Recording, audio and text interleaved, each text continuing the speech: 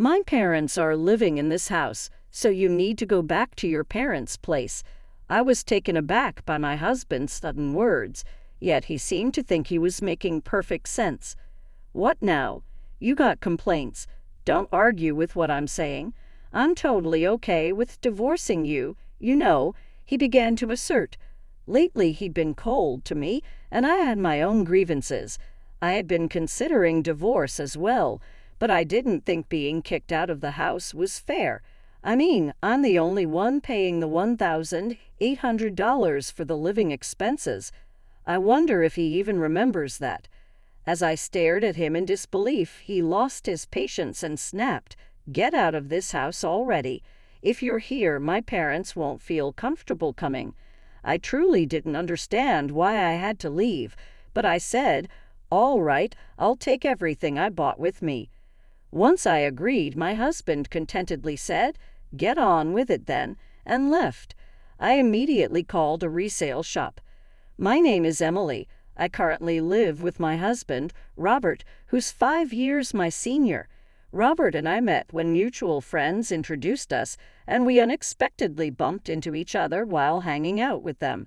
It naturally led to us spending a day off together. You know, I'm actually thinking of becoming a voice actor. I'm studying for it now," Robert said. Listening to Robert, I thought his deep voice was indeed impressive. I've always had a soft spot for soothing voices, and I felt drawn to his. He probably sensed my interest. Soon Robert and I exchanged contact information, suggesting we should hang out alone. With my agreement, before we knew it, we started dating. Neither of us explicitly said we should date, but we found ourselves in a relationship. Being young at the time, I thought, this must be what adult romance feels like. I had just graduated from college and started working, so maybe I was taken by the idea of dating someone who seemed so mature compared to me. Seeing this, my best friend Ashley expressed concern. "Are you sure about dating someone 5 years older?" she asked. I confidently replied, "It's fine. Age gap relationships aren't that uncommon nowadays. I really like Robert, and he feels the same about me. There's nothing to worry about." Seeing my conviction, even the initially concerned Ashley said, "Well, if you say so, Emily." Robert and I continued dating for about 3 years, and he eventually brought up marriage. Honestly, I'd mentioned him to my parents and the fact that he was 5 years older, so they were eager to meet him. Given this pressure, I often found myself wondering when he would propose. He proposed to me during one of his usual visits to my apartment, where we just hung out and relaxed. Normally, I'd expect a proposal to happen in a more romantic setting, but this casual approach felt very much like Robert. I didn't mind it. In response to Robert's proposal, I said, "Sure, let's get married."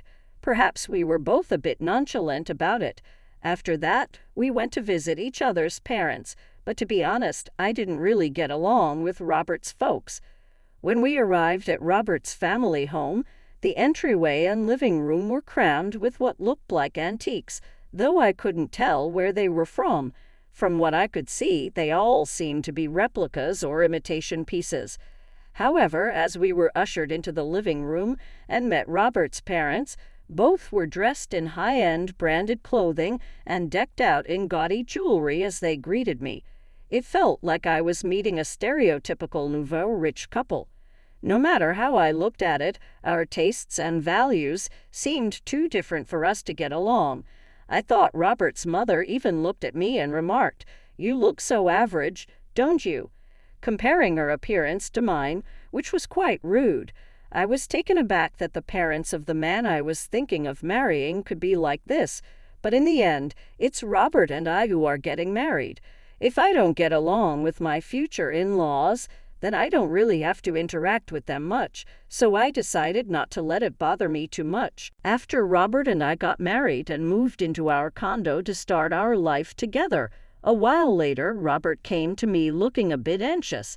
"Hey, who was that woman in the blue dress among your guests at the wedding?" "Which woman in a blue dress?" I asked. There were several of my guests who wore blue dresses, so just based on that information, I couldn't figure out who he was talking about. You know, the one who gave a speech as your best friend. Do you mean Ashley? Yes, she was wearing a blue dress. Upon hearing this, Robert muttered, so it was Ashley. What's wrong with Ashley? When I asked, he seemed visibly flustered. Oh, it's nothing major. The other day when I was headed to work, I thought I saw someone who looked like her. That's when I remembered she had given a speech as your best friend at the wedding. I was puzzled at his sudden interest in Ashley and why he was so flustered, but he just chuckled and said, "It's nothing really," and retreated to his room before I could ask anything further. A little while later, I got a call from my best friend, Ashley, with some news. "Listen, Emily, my boyfriend's coming back to the U.S. next year." Actually, Ashley had been dating her boyfriend since high school. They'd known each other since elementary school, but he had moved away in middle school, and since then, they had been writing letters to each other. By the time they got to high school, they were reunited, and that's when he confessed to her. I always felt content listening to Ashley's bittersweet love stories. I always enjoy hearing about her love adventures, and her boyfriend, after working for a few years at his company, got transferred to an international branch and had been away from the U.S. for some time. Despite the distance, their communication never faltered, and they remained a close-knit couple. Do you think he might propose once he's back, and then you guys will get married? Oh, Emily, you're always so quick to jump to conclusions. Just make sure to invite me to the wedding. I promise I'll give a heartwarming speech. Of course, after that touching speech you gave at my wedding, I'll definitely need you to do the same for mine. Don't set the bar too high. We shared a laugh over our tea. We could talk about anything and everything, completely trusting one another. If one of us had a problem, the other would be there, always ready to offer a shoulder to lean on. It was around this time that I started noticing Robert coming home later and later. "Working late again today?" I asked. "Yeah, you think I shouldn't work or something." Even after getting married, Robert held on to his dream of becoming a voice actor. While studying for that career, he couldn't quite see the results and had to work part-time jobs to make ends meet. Yet, all the money Robert made from his part-time jobs went straight to his voice acting classes, so I had to cover all our living expenses. That's why we couldn't really save up a shared savings. After a while of being married, I realized Robert wasn't willing to give up on his dream for the sake of our family. I kept wondering if part-timers really had to work so much overtime. Robert's daily overtime added to my worries. "Hey, haven't you been working too much lately? They shouldn't be making you do so much overtime, even if it's just a part-time job. I told you I'm fine. More money is always better. Just keep your opinions to yourself." By that time, Robert had stopped calling me by my name and just referred to me as you. When we got married, I genuinely believed he would speak to me more gently and frequently. But after our marriage, I ended up hearing harsh words from him most of the time. The once gentle and deep voice of Robert turned solely into a harsh one. He seemed to be drinking a lot, and sometimes his voice became raspy. Voice acting depends heavily on a healthy throat, so it worried me that Robert, who wanted to be a voice actor, wasn't taking care of his. Even that seemed to bother him. Slowly, he began to avoid talking to me and would eventually ignore me even when we crossed paths at home. That's when I got a call from Ashley. She said she had something to discuss, so I suggested we meet up since I had my own concerns. We decided to chat in a karaoke booth so that no one could overhear us. Ashley seemed very cautious and had specifically reserved a room where she could see the counter and staff from the door. "You specifically chose this room?" I asked. "Yes, I wanted a spot where the staff could see if there was a suspicious person outside our door." "A suspicious person? Is that related to what you wanted to discuss?" Ashley nodded. She had felt like someone was following her ever since she left her job about a month ago. Now she even felt followed on her days off.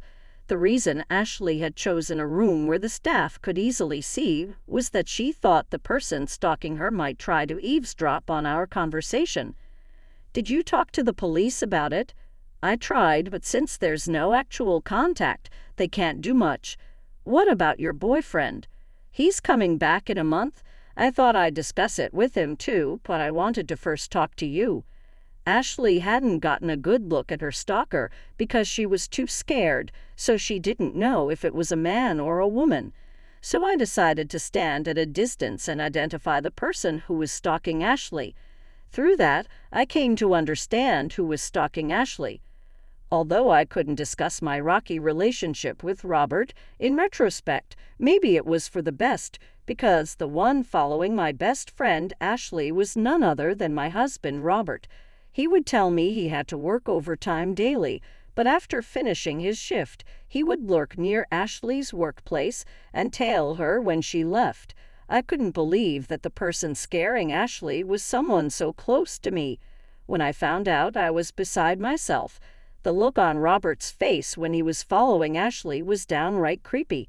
He had this sleazy, unsettling grin. I fell in love and married this man. The instant I saw his face was the moment the love that lasted for a century turned cold.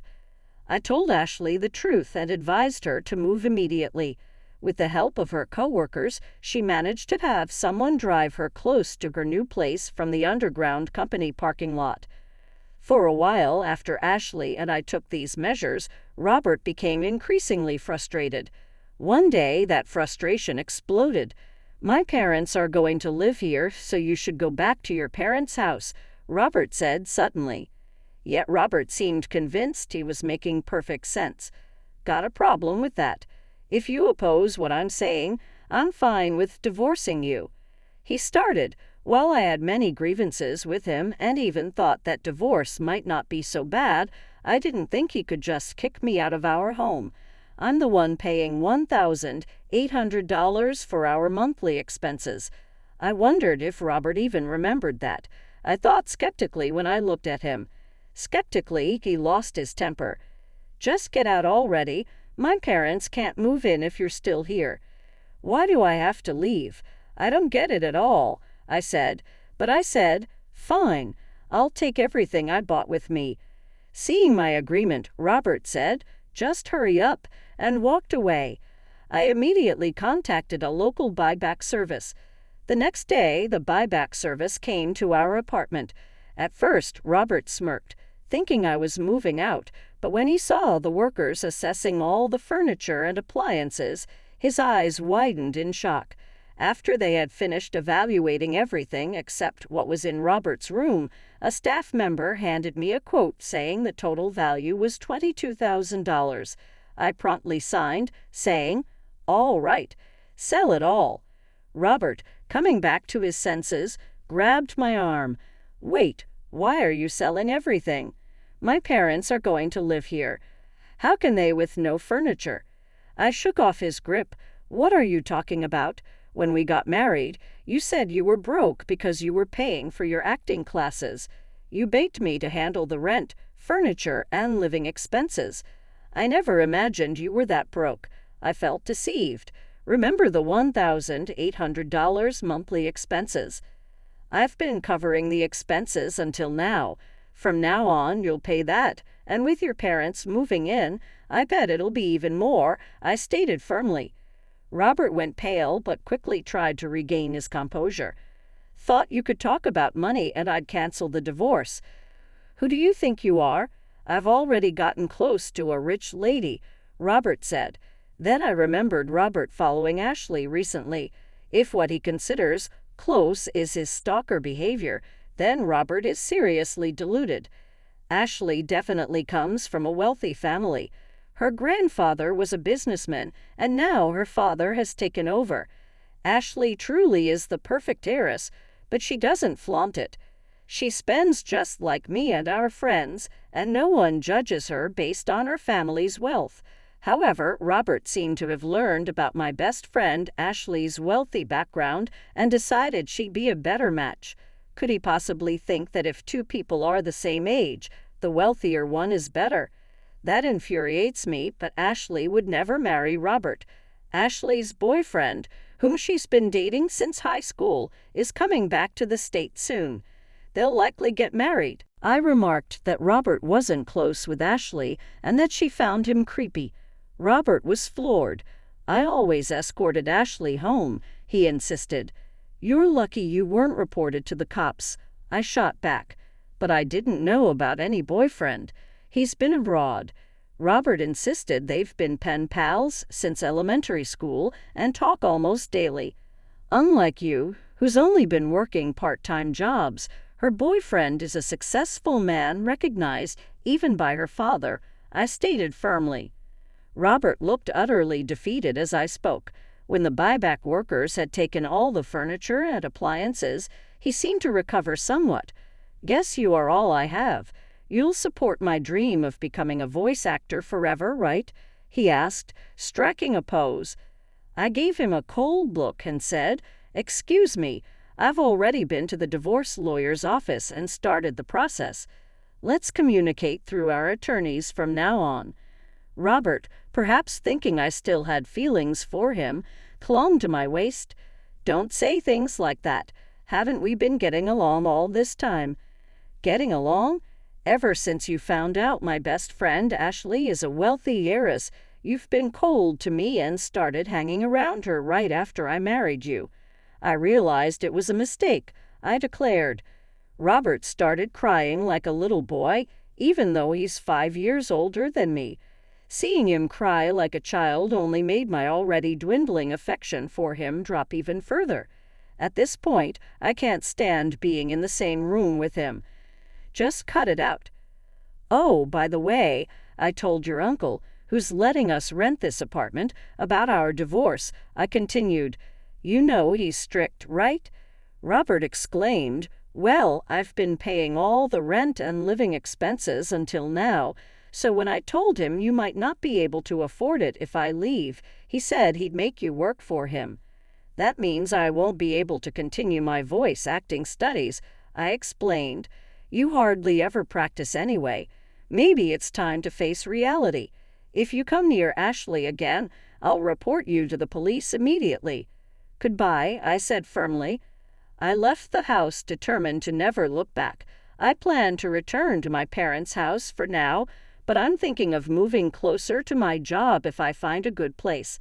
As for Robert, it seems his uncle kept his word and made Robert work at his company.